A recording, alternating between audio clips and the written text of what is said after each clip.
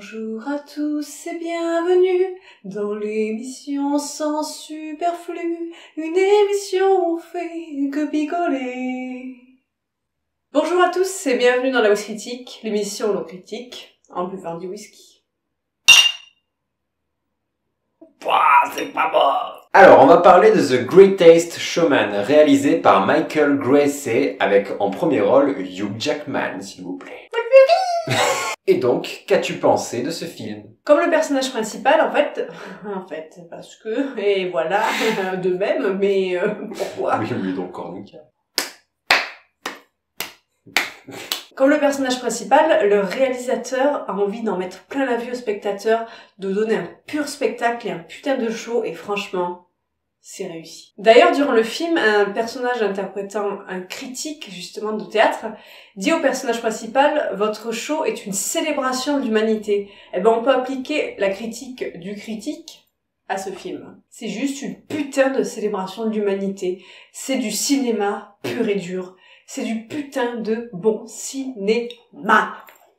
J'en trop. Bon, en bref, j'ai adoré. Bon, moi, je suis une grosse fan de comédie musicale, genre Moulin Rouge, West Side Story, tout ce qui est Michel Legrand, je suis fan à fond. Donc pour moi, c'est du pain béni, ça pousse le spectateur à entrer dans le show et en faire partie. La bande-son du film est ouf, toutes les chansons sont magnifiques, et j'ai un gros coup de cœur pour The Greatest Show et This Is Me, qui d'ailleurs a eu beaucoup de succès et a remporté le Golden Globes de la meilleure chanson. Et toi, qu'en as-tu pensé? Eh bien, c'est un très bon film avec de très belles chansons, des chansons neuves, magnifiques, qui restent dans la tête, et c'est quand même la plus grosse qualité qu'une comédie musicale puisse avoir. J'ai moi aussi beaucoup aimé la chanson The Greatest Show, qui pour moi constitue un des meilleurs débuts de film que j'ai jamais eu. Ouais, c'est une putain d'intro, ça a commencé, on est pris dans le film direct. Puis la choré d'intro est magnifique. Toutes les chorégraphies de ce film sont sublimes, de toute façon. J'aime ce film. Mais pour ma part, ma préférée, c'est The Other Side. Parce que forcément, ça se passe dans un bar. C'est deux mecs qui sont en train de se bourrer la gueule. Et ils trouvent rien de mieux à faire que chanter, d'un coup.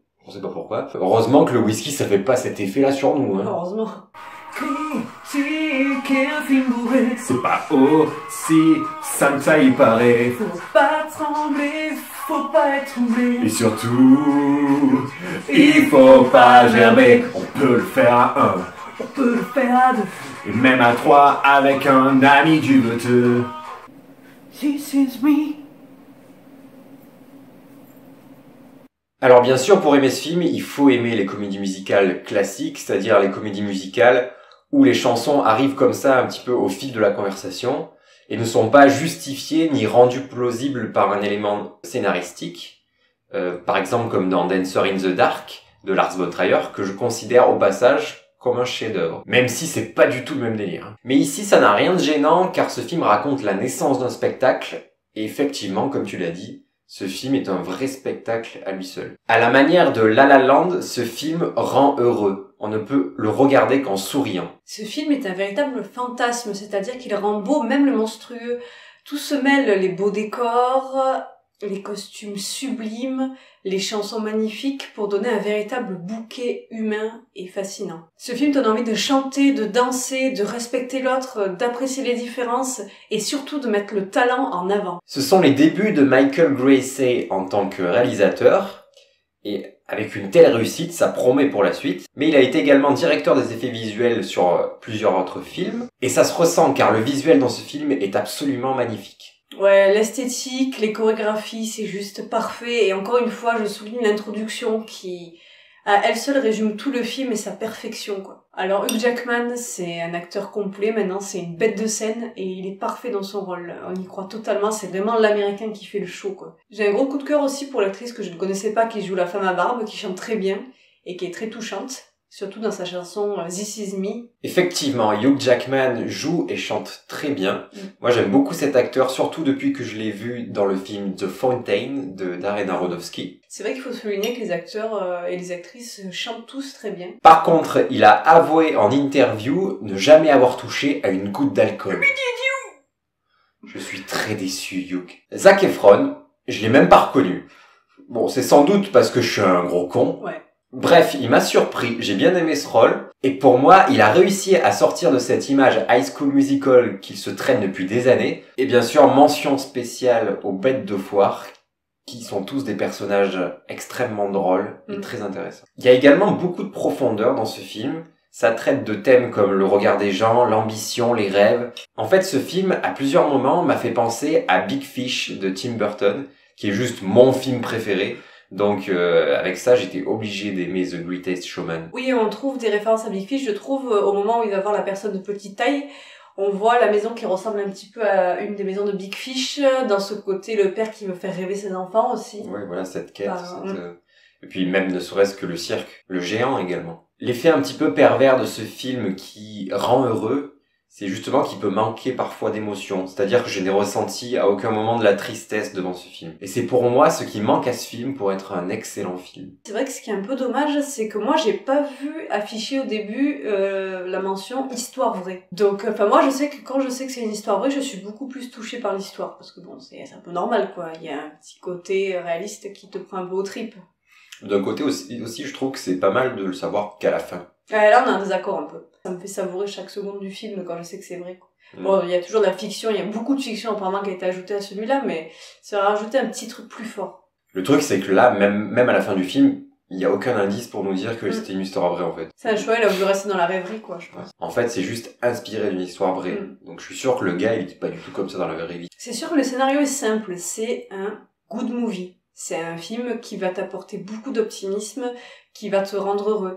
C'est un film touchant qui va parler aux artistes, ou non, aux gens qui ont un rêve et qui veulent s'y accrocher, qui donnent envie d'aller de l'avant. C'est sûr que moi aussi j'ai un petit peu ce goût pour le dramatique, mais au final, si on s'y penche bien, il y a beaucoup de thèmes dramatiques qui sont abordés. Il y a beaucoup de thèmes importants qui sont abordés, comme le racisme, l'enjeu de faire entrer la créativité dans une société qui souvent la rejette, et qui fait qu'on ne peut pas vivre de sa créativité, et on ne sait pas pourquoi. Il y a aussi les enjeux de classe, et il y a l'introduction de la différence, d'abord dans le milieu artistique, puis qui petit à petit va ronger le milieu social. Certaines personnes pourraient trouver ce film un peu trop kitsch et superficiel, mais moi je trouve que ça correspond totalement au monde du rêve, du spectacle et au monde du cirque. Le petit défaut qu'on pourrait trouver, c'est qu'il y a beaucoup de clichés, mais justement, ça rentre dans le mécanisme du rêve. Tout est rendu clean. C'est lisse, c'est beau.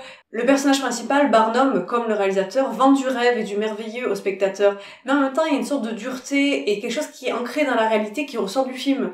C'est-à-dire que quand le personnage dit à ses futurs employés qui ont des petits problèmes physiques, qui sont différents des autres, il leur dit: on vous regarde mal dans la rue, alors pourquoi ne pas être payé pour ça au final? Il faut être réaliste. C'est ça que j'aime bien ce film pour être qualifié d'américain gnangnan et un petit peu trop idéalisé et utopiste.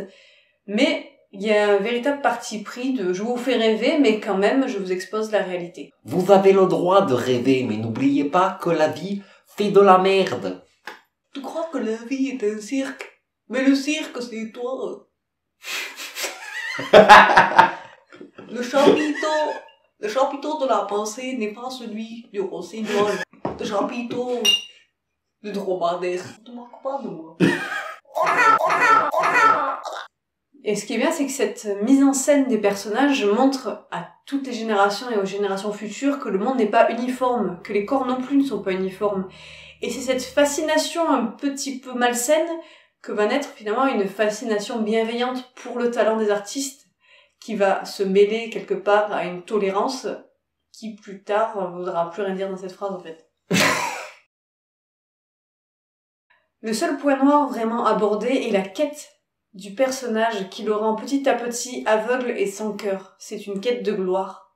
Il commence petit à petit à se faire envoûter et à tomber amoureux d'une diva, une femme parfaite qui représente en fait le spectacle parfait qu'il veut dans un milieu parfait parce que celui-ci vient d'un milieu plutôt modeste. Mais finalement, ça ne le représente pas, ça représente pas sa réalité et il finit par s'en échapper avant de perdre totalement raison. Bon, c'est une morale un peu prévisible, mais elle est très très bien représentée et finalement, elle est un peu jouissive parce qu'on attend tous un happy ending. Le réalisateur aurait pu aller encore plus loin dans la thématique du racisme, mais finalement, ça aurait manqué de dignité. Quelle indignité. Et finalement, ça aurait cassé toute la rythmique du show. Show must go on. Show must go on. Inside my heart it breaks. working. Parce que c'est ça la philosophie de ces gens du cirque dans ce film, de ces artistes. C'est on s'en prend plein la gueule, mais on s'en bat les couilles de nos différences et on remonte sur scène, on les emmerde. Ce qui est beau, c'est que les artistes éblouissent de leurs projecteurs la noirceur des racistes afin de les faire disparaître dans la lumière et les paillettes de leur talent. C'est beau, putain. Et cette philosophie, on la retrouve totalement dans la chanson This Is Me. Dans ce film, il y a aussi une critique de la critique elle-même, puisque un des personnages est un critique de théâtre. D'ailleurs, il me fait penser vaguement à quelqu'un. Quelqu'un qu'on adore en plus. Un autre petit défaut, c'est qu'on sent que toutes les chansons ont été enregistrées en studio, contrairement au film Les Misérables par exemple, où il y avait déjà Hugh Jackman, qui était enregistré en live, puisque à certains moments, il y a un léger décalage entre les mouvements des lèvres et les voix, ce qui est quand même assez étonnant pour une production de cette envergure, mais bon, après tout, c'est pas très grave. On va donner les notes. Moi, je suis vachement hypée par le film, j'en ressors, je m'écoute toutes les musiques toute la journée. Donc, je vais lui donner la note de 17 sur 20. Et moi, je lui donnerai la note de 15, car il est très bon, mais pour moi, il manque un petit quelque chose.